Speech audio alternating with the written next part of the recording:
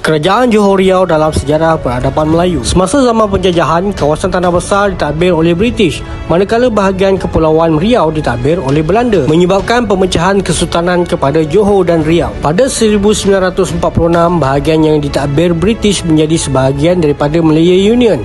2 tahun kemudiannya ia menyertai Persekutuan Tanah Melayu dan kemudiannya membentuk Persekutuan Malaysia pada tahun 1963. Pada 1949, bahagian yang ditadbir Belanda pula menjadi sebahagian daripada Indonesia. Peta menunjukkan bahagian Empayar Johor sebelum dan selepas perjanjian Inggeris-Belanda pada tahun 1824. Dengan Kesultanan Johor, Johor mulai terselah, terutama selepas kejatuhan Melaka di tangan Portugis.